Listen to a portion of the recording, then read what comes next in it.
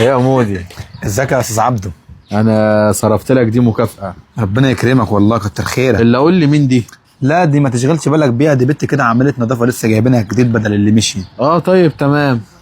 خلاص يا بنت البسي كده البدله ويلا نجي عشان وراكي شغل. يلا عشان وراكي شغل. لا مؤاخذه يا تشتغل بيه. هنا في المكان؟ علمها الظبط والربط. لا مؤاخذه يا سعاده ده البيه. اهم شيء عندي. اكيد طبعا. الظبط والربط والشغل. طبعا. هو مين اللي مع حضرتك ده يا سعاده البيه؟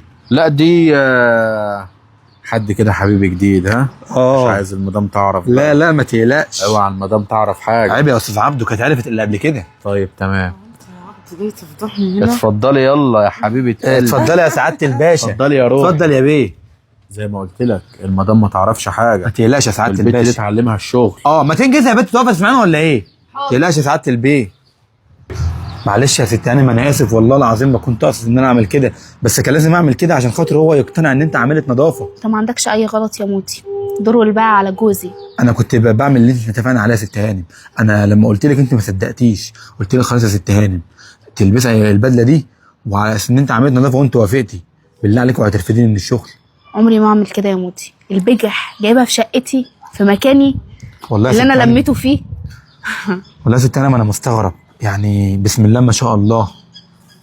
سعاده البيه يعني معاه قمر، ربنا يحفظك طبعا، ومش عارف ازاي يبص بره. انا بستغرب النوع الرجاله ده والله، الواحد يبقى متجوز ومش ناقصه حاجه ومعاه مراته بسم الله ما شاء الله عليها ويروح برضه يبص بره. ما اعرفش ليه بيعملوا كده. ده نجس، ربنا يخليك ليا يا مودي عامه على كلامك الحلو ده. يا ست هانم ده انا لحم كافي من خيري. اهم حاجه انت مديله الامان ان هم تمام يعني. بص يا ست هانم، انا عايز اقول لك على حاجه. لو هتاخد يعني برايي، هم في الاغلب بيبقوا في البلكونه. انت ممكن تروحي لهم وتطب عليهم كده. لا انا مش هعمل كده، انا هكلم بكره اخويا ويجي يقفشهم فوق متلبسين. يا ست هانم اسمعي كلامي، بلاش تدخلي حد في الموضوع ده.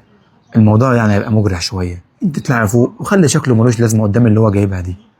وعادتك بقى عايزه تطلبي منه الطلاق، عايزه تعاقبيه، ما اقدرش اخد قرار في الحاجات دي، ده قرارك انت. لكن ده القرار الوحيد اللي اقدر اقول لك عليه، وساعتها لما تقفشيه ممكن يبطل اللي هو بيعمله ده.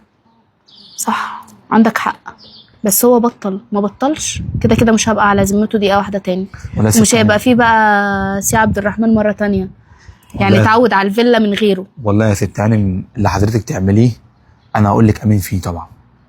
تمام يا مودي، يلا روح شوف شغلك. ماشي يا ست هانم بعد اذنك. صح، خد الفلوس دي، مش هينفع ان انا اخدها. الفلوس دي من حقك. ماشي يا ست هانم، متشكر.